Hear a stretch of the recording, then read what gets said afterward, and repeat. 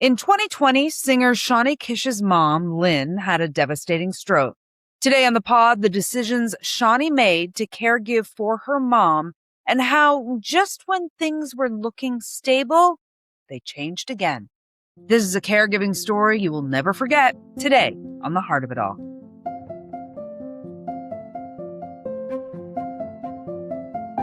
Hi there, and welcome to this episode of The Heart of It All. I'm your host, Teri Hart. A big welcome to all of our new followers from around the globe. We see you, Ireland and Australia and the UK. And if you're here for the first time, please give us a follow so you don't miss an episode. Of course, if you've been with us for a while, you know we are a Canadian podcast that talks all about caregiving. And every fourth episode, we have a guest on to talk about their own caregiving experience. Shawnee Kish is a Mohawk two-spirit singer-songwriter from Edmonton, Alberta, whose powerful blend of country, blues, and rock storytelling has earned her 4 JUNO Award nominations. The 2026 Alberta Country Music Award Female Artist of the Year and a Sirius XM Top of the Country finalist, Shawnee is known for her authentic songwriting, commanding live performances, and advocacy for Indigenous and LGBTQIA2S+ communities. Her recent single, Hold Me, is out now, and it's beautiful. With all this success in her professional life, Shawnee also became the caregiver to her mom at the end of 2020. The choices Shawnee and her family have made are extraordinary, and I am so grateful to my friend Shawnee for being here to share her caregiving journey. Shawnee, welcome to the Heart of It All. Thank you. I'm so excited that you're doing this podcast. Oh, thanks. Yeah, friend. it's needed. So your mom's life and in turn your life changed December 5th of 2020. What happened? My mom had a catastrophic brainstem stroke. She was, from my understanding, she said she was healthy. She was living a very active life. She's a wild child at heart. She, would, drive across Canada and go, hiking and biking by herself and do all these amazing, crazy things. And suddenly she had a brainstem stroke from high blood pressure. From high blood pressure.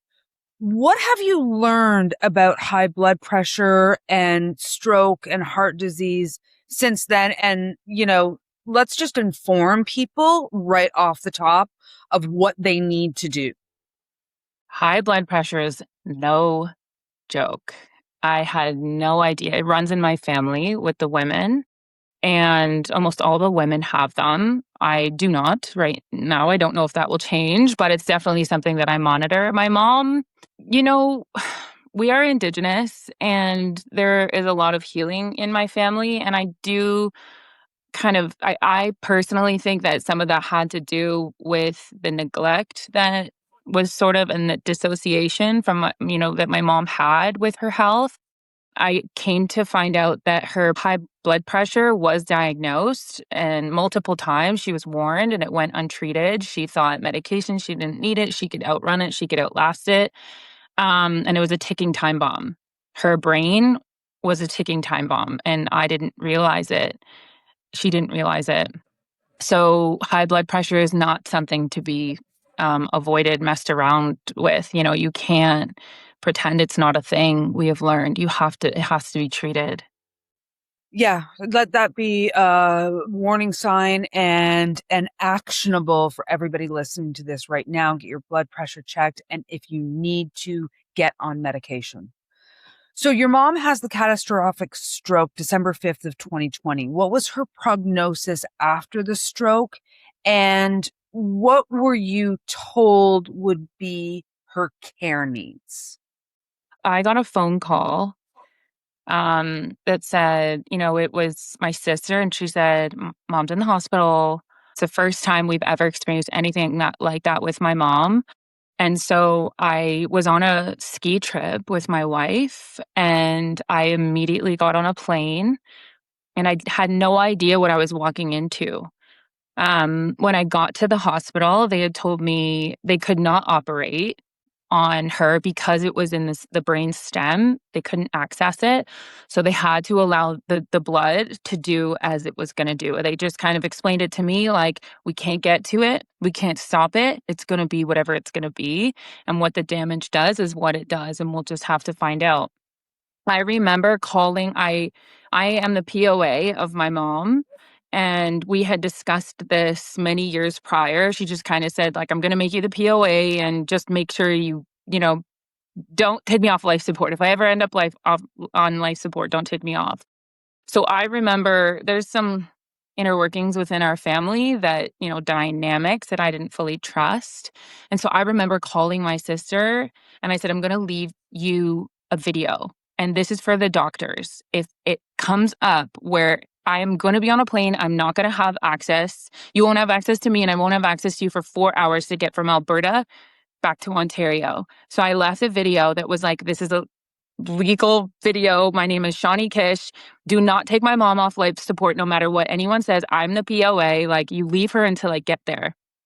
So I got there and they just said, I don't think she's gonna make it. She's now on life support and we don't know. I don't see her getting out of this. It was catastrophic. The way that the blood had touched all of the parts of her being, she stopped breathing. She couldn't breathe on her own anymore. She was fully on oxygen. And that's a whole other story that we can get into. I got a hotel near the hospital. It was also COVID, but basically I would fight my way into the room to check on her and I fought to get her to breathe again. She fought to get her just to breathe again on her own so that we could figure out where we're going to go. That's the first thing she needed to do. I just want to touch on the fact that you had said there that you were POA, of course, that's power of attorney for personal care for your mom, and that you and your mom had these conversations before, hoping that you'd never need to enact that POA or you'd never need to make those decisions for your mom. But how hard to use the word grateful, I recognize, but how grateful were you, Shawnee, that you had those conversations and you knew what your mom's wishes were? It gives me goosebumps still because without that, there were times that people would come in and I couldn't be there 24/7, although I tried to be and kind of interfere that didn't have the same intentions that I did, which was her survival. She had just put in for her retirement days before this. She was going to retire and I had to call her work. So the fact that I had POA over her financial and her physical meant that I could make those phone calls and I could say, hold that. She's going to survive this. I need her to be on disability when she gets out because she's going to be recovering. So I need you to hold that immediately. And I fought with them over that. And I could talk to the doctors and say, I'm in charge now. And don't you dare, even though they said she doesn't have a great chance, I think that maybe you should consider. And I was like, I'm considering nothing. I know my mom. I know what she told me, and you let her make the choice, and I'm going to follow that. So no, you leave her on until she decides otherwise. Did knowing that open up maybe some emotional possibilities for you in this terribly scary situation? I think, yeah, it gave me, I don't know what I would have done had I not have that power and control. I am like my mom. I am a go-getter to do person. It's like, okay, what do we have to do? What's the first step? What do we have to do to make this right? It's a very bad situation, but we're going to get out of it and there's no other choice. So every day I started applying myself because the emotion was too overwhelming. I don't have anyone else in my family. If something happens to her, I have no one to call. I have no one to talk to. I have no one in my life that would replace that, other than my amazing wife, but like family wise. So I was just thinking like, this can't be it. We have to get through this. And having that sort of power enabled me to put things into action to be able to help her. And it did. Well, that help led to, I mean, obviously she has the stroke.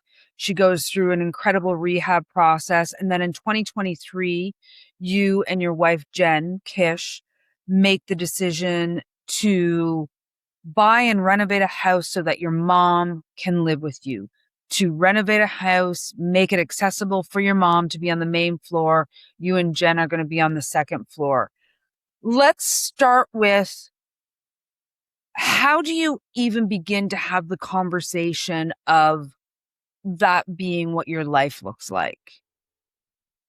There were many steps in between that kind of happened. First, we pulled my mom out of rehab. It was during COVID. She was not getting access to programs or all the things that she should have had access to. So she was just kind of sitting there in a chair. Eventually, when she did learn how to breathe again, she learned how to swallow again, kind of, sort of, a little bit, but she had all of these complications and she needed so much help, but she didn't have access to it because things were shutting down during COVID. So we decided to pull her out and we brought her to Alberta and we started the Kish Rehab, we called it. But what I wasn't prepared for was the emotional hardship that she would be struggling with. And so she didn't want to move. She didn't want rehab. She was depressed. Her whole life was, her saying is, I talk like a drunk, but I have all my marbles. And she tells everyone that doesn't matter who it is. And it was true. Like she appeared to be very, like, mentally not aware, but because she slurred, because she couldn't think of all the words, she sometimes messed them up, but she was very aware. So she wasn't ready mentally for what we were sort of thinking would help her. So she kind of bounced around a lot between rehabs and different situations. She tried to go home, back to her house. It didn't work. She went to another rehab facility. It didn't work. She went to like a temporary care place where it was like you kind of they try to help you live on your own. It didn't work. She was just so sad and so depressed. And so eventually she went into long term. Before she was in long term, and we decided, I was like, I can't watch my mom. I can't watch her this way. Like, I have to do something. And I was out in Alberta, she was back in Ontario, and so and my wife, who is amazing, she's just like, okay, well, I don't know, let's go. We bought a house sight unseen, and it was like 100-year-old house, and we gutted the whole entire thing. We ripped down the walls, we took newspaper out of the walls, we kind of flattened it out, and we made it so that she could be on the main floor and have access to hopefully a better life.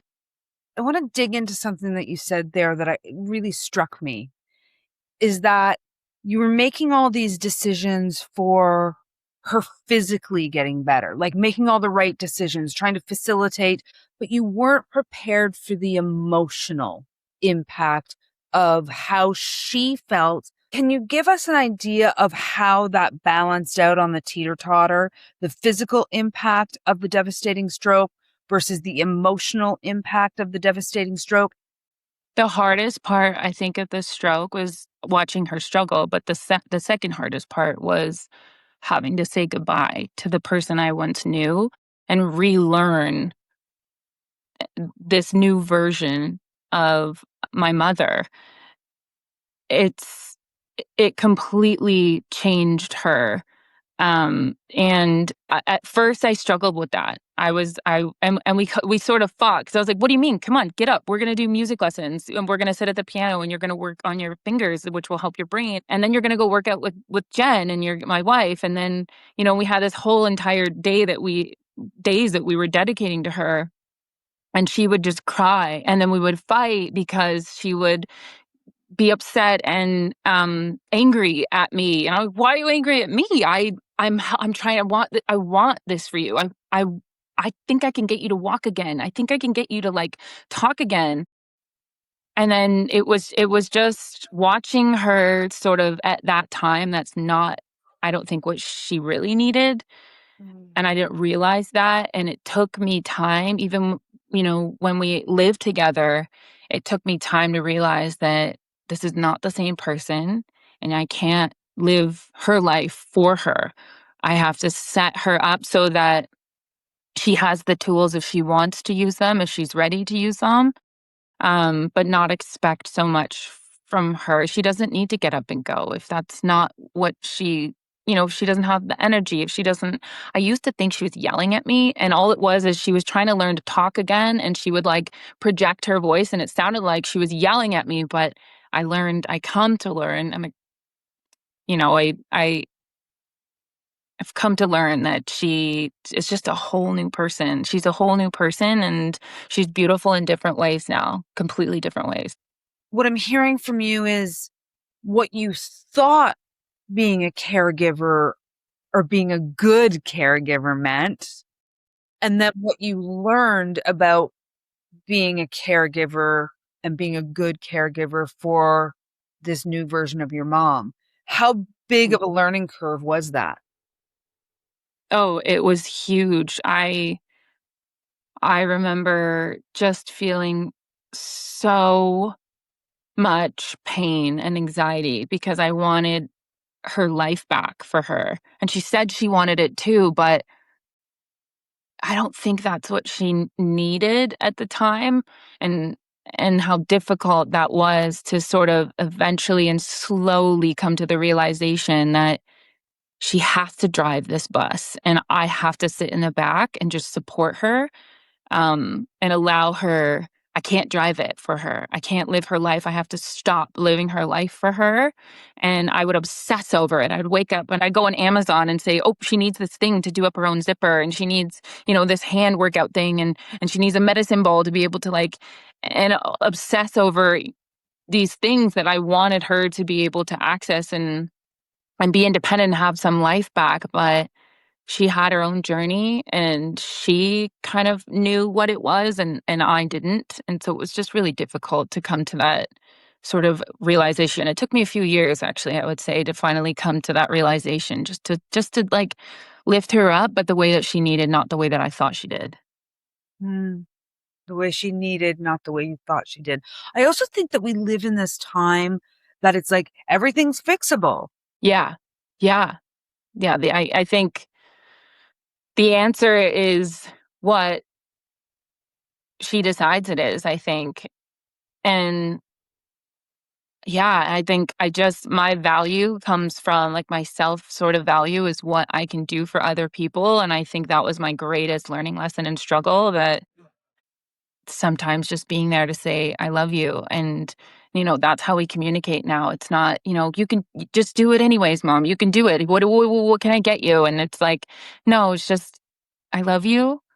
um, I'm always going to love you, and you're a powerhouse, and whatever you want to do, you just let me know. And now we've created this space where we have peace between each other. And I do still, like, we just got her this specialized chair where she gets to pedal it herself, and we went across the states to get it for her, and it was this huge thing for her she wanted for so long, and I ended up being able. So I am good at that kind of stuff, and she still uses me for that kind of stuff because I am good. If you tell me what you want and I will do it. You want to fly?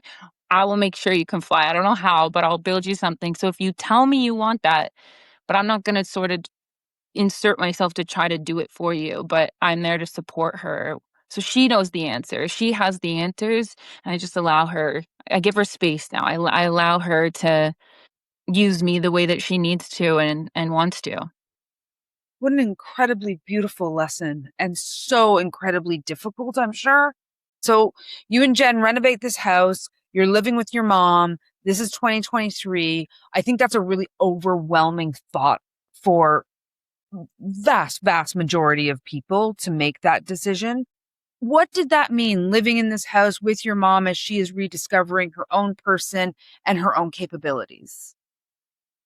Yeah, I think we battled in a different way this time around. I was sort of expecting, okay, we're going to be this happy family and everybody's going to be, striving for a greater, bigger, stronger life. And I also have my career and sort of, busy with that. And we're all just going to work together and it's going to be beautiful. We're going to make a life in this home that we built. But again, it wasn't what she needed. And I didn't know that at the time. I thought she needed me. I thought she needed, my wife. I thought she needed like us in the same home and that would fix everything, but it didn't. Especially because, I do have my career. My career is everything to me. It's what makes me feel alive. And couldn't keep up with both of them at the same time.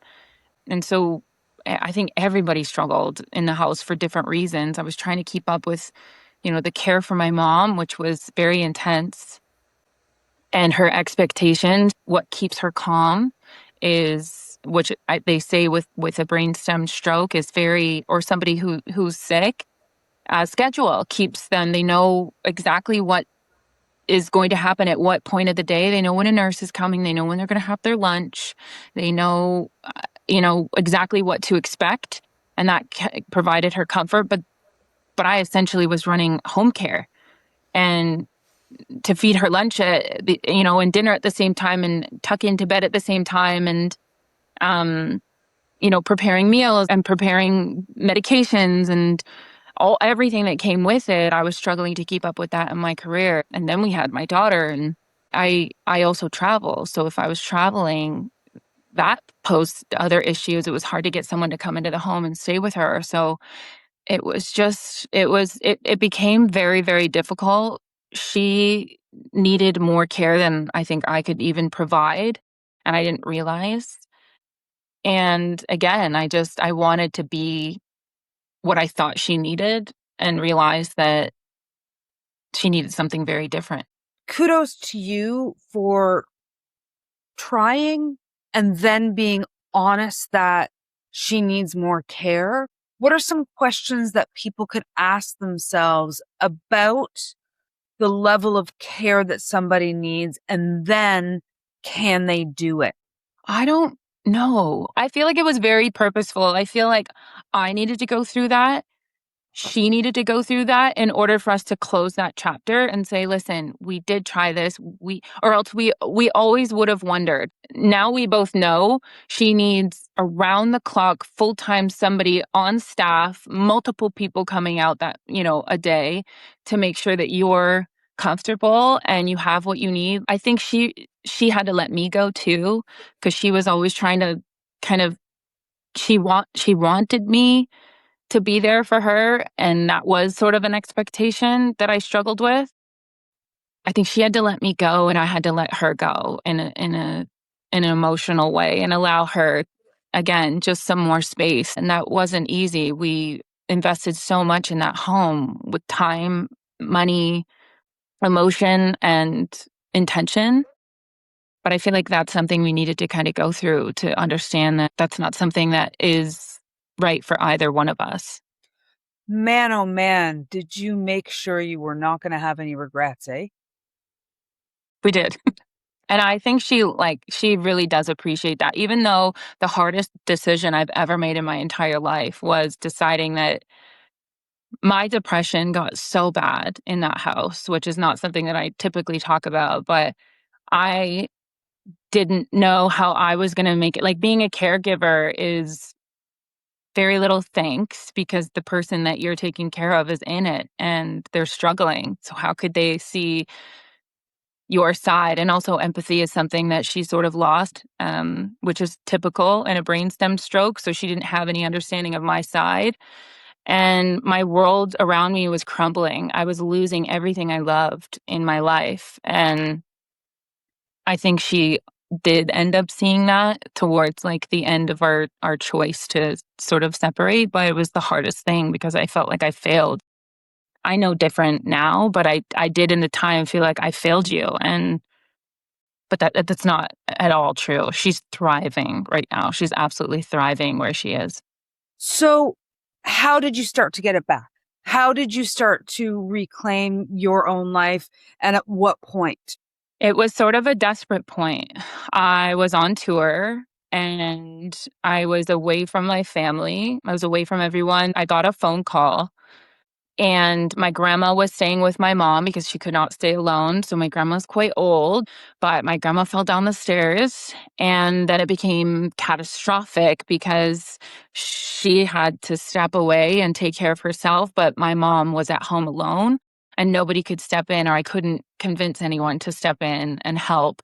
They wanted me to come home from tour, but there was a huge contract that I was on, and I was trying not to disappoint this obligation that I had. And so I remember being on tour and just sobbing and wondering, how can I continue this? I have to give up something.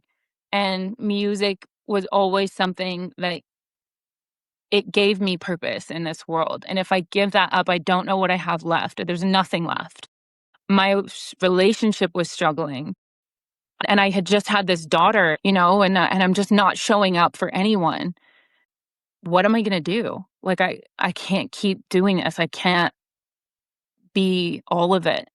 And, my wife just said, "I think we should go back to Alberta, and maybe your brother, who's a nurse, can stay with your mom," which was not super ideal just given, like, what his capabilities are, but I thought if I can handle the logistics of her life and he's just a body in the home and I have nurse care, then maybe that'll work. It was a stretch. We all agreed. My mom really loved the idea because she would get to spend some more time with her son, so she was on board with the idea, but I had some, reservations about it. But we all decided that that would be what's best. She could keep the house. We had built this house for her. She would stay with my brother, who's a nurse. She would have her nursing care, and I would get to go and work on my relationship, which needed a lot of attention, spend some time with my daughter, and focus on my career while also caretaking in a different way for my mom. So Jen bought a house when I was on tour in Alberta because that's the way we operate. And then my mom's colon burst. And then it all changed again. Yeah. How did you accept the reality of being on hold to a point and then realize, okay, I have to live my life for myself and I cannot be a caregiver to the extent that I'm sacrificing my entire life? I think that was the moment. I didn't accept it even we were going through with it, but I knew that my depression was so bad that for me, it felt like life or death. It felt like if I don't make a decision that is for me right now, I don't know if I can get through this. It was just so hard to live as a mother, as a career woman wanted to build and further my career, and a full-time caretaker with the not only physical needs that my mom had, but emotional too. I was desperate. Let's talk about career for a second. You are a performer. You get up on stage and you entertain people and you sing with huge emotion. How did you do it when the other part of your life was what you just described? I think at that point, it's just like you go into this mode of it was survival mode. I remember being on that tour. It was a holiday train tour, and there was so much joy, and everybody was happy. And this train thing would open up, and people are like, "Yay!" waiting on the outside of the train every stop you made. And there was like sometimes 8 shows a day. And I would go in my room, and nobody even on the train knew, but I would go in my room and sob and just cry and think, what am I going to do? Like, how am I going to do this? And then I'd close the door, I'd wipe the tears off, I'd redo my makeup, I'd grab my in-ear pack and my microphone, and that door would open, and then the face is on and you're ready to go because, I mean, what else can you do? It was just sort of like this mode that clicks in, and I was performing. One of the things that you did through this, quite remarkably, I think, is share the journey on social media. What did sharing the experience on social media allow you And what did you hear back from people who's maybe saw themselves in your experience? I would share my struggles, but I was careful to only share like the beauty in the experiences with my mom. What I really wanted in sharing that story was not only her beauty that she has now and her strength and how determined she is and give people hope in that sense, but also, I had posted some of the struggles when she was on life support, and I would go back to the car and I wouldn't know what to do and I wouldn't know who to talk to, and I would just turn on my phone and talk to my phone, sort of this blog thing that I did because I was so desperate. Um, I think, yeah, to be heard and to share that journey because I was struggling. And it's about the struggle. It's about those nights where I was like, I don't think my mom's going to make it. They said, she's on life support for the third time. How did we get back here? We're back here again. And I'm fighting with, doctors trying to convince them that and even harder this time, that she deserves to live. She deserves to fight for her life. Don't you dare pull a plug. Felt so alone in that. I would spend the amount of Christmases that I spent in the hospital sitting beside her going, Mom, breathe. You're forgetting to breathe, breathe, breathe one more time. The beeper's going off. You're forgetting to breathe. And then go back to the car and just feel like, what is this? What is happening? And so sharing that created a sense of comfort in a weird way, and also community of people who just did offer support and like, you've got this. It was encouragement through words, and I've also been through this, and it has created community.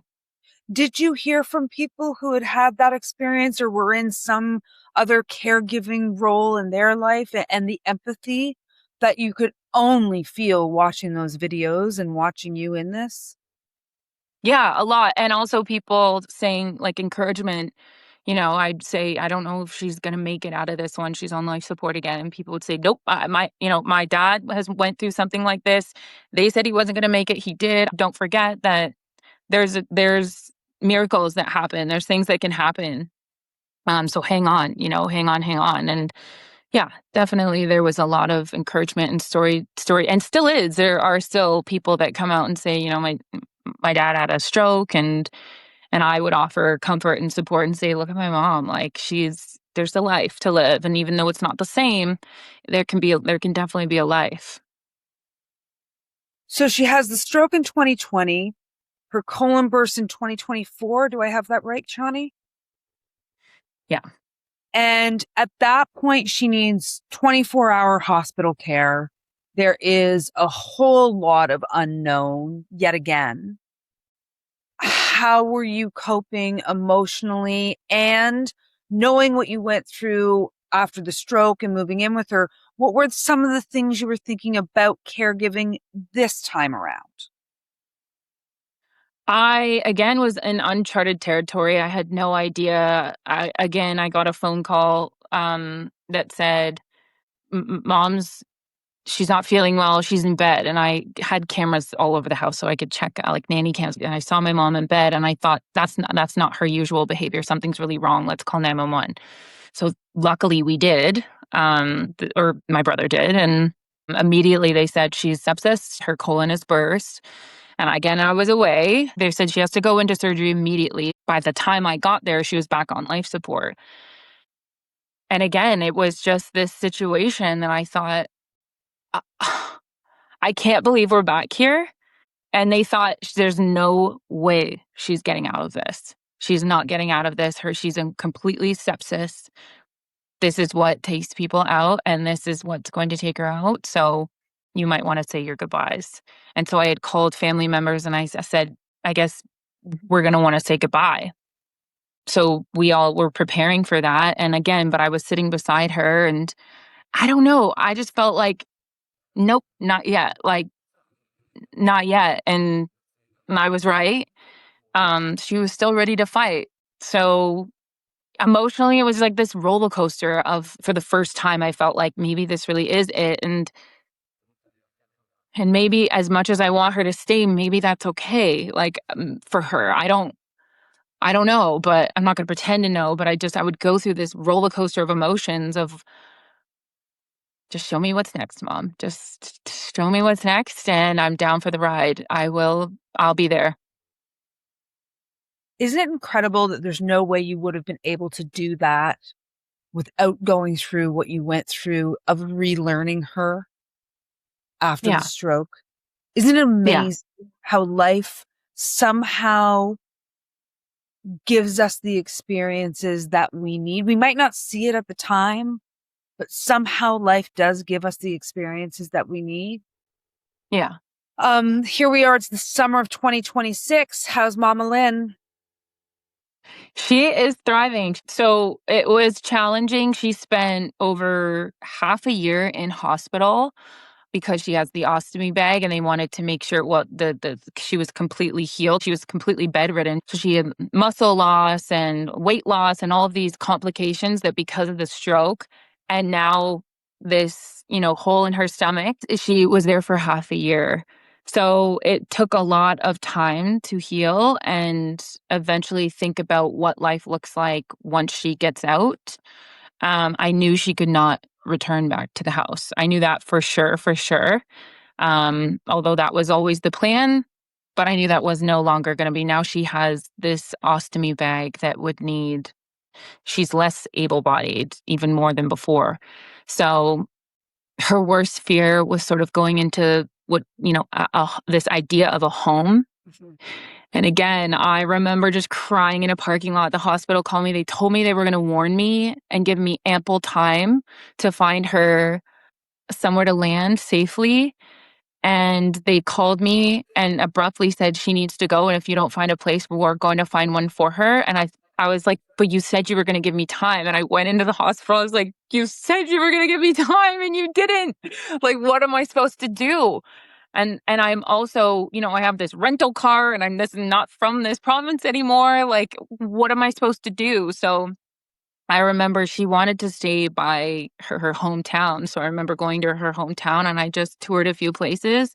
And I went in this one home and I had knew the person that used to come into our home and help with nursing. And he just hugged me and he said, "We've got her. Please, like, I'm here and I want to see her. And this is the space for her. And she has her own little bedroom and I want her to be here. Like, I love her so much. If you like, whoever meets her just loves her." So he's like, "Please, please." So I went back and I said, "Listen, this could be an idea. What do you think?"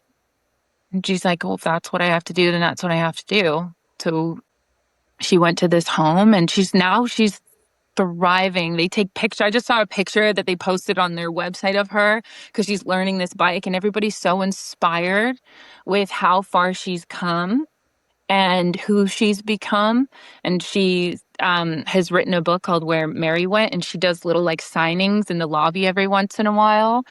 And she writes every day. She has her routine. She's living the best possible life that she can with what she's been, faced with. But I'm going to send you this picture of her riding her bike. She's just got her helmet on and her her knee pads in her in case she falls. But it's incredible. I want that picture, and we're going to put that picture in the show notes so people can take a look at Lynn, at Mama Lynn. It's Yeah, interesting. Caregiving is also so much about hearing and seeing what the person actually needs, and it might not be you. How yeah. hard was that for you to recognize that you couldn't give your mom everything she needed? It was devastating. I felt like such a failure. It was so devastating to learn that I couldn't be that. I wanted to be that so badly. She wanted me to be that so badly, but neither of us understood that the care that she really needs and the support that she really needs is a team of people. And um, I just couldn't be that for her. But now we both understand that, if the stronger I am, the stronger I can be there for her. So I think we both are at peace with that now, but we didn't know it then. How much more successful are you as a daughter and a secondary caregiver? And how much more successful is your mom's life emotionally and physically now that she is with that team that you described, Shawnee? She gets to be the dictator of her day now. If she wants breakfast at 8, she will have breakfast at 8, and she will have her lunch at the same time. And she has support. I have the capacity and mental capacity, to call and say, would you like to work on a music lesson? I can get you someone for music. They can come out once a week and work with you. And she says, yep, would love that. She gets her nails done. I have a girl come out and do her nails. So she has a change of color once a week, and she gets a little massage.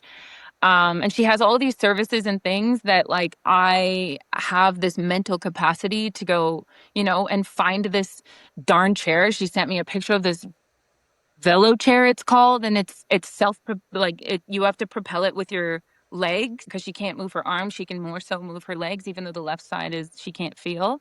But she sent me this picture of this bike and she said, I want it. I'm like, okay, well, I don't know where to get it, but it took me a couple of weeks, but I had the capacity to figure that out and do it. And so now she's living this life where, she has around the clock care of all these different services that make her feel more comforted.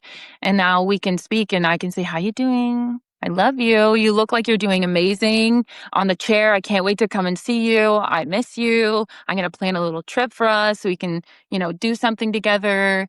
And for me also, it just feels, I know now that, I can take comfort in she has stability. And that's something I don't think I could really provide for her.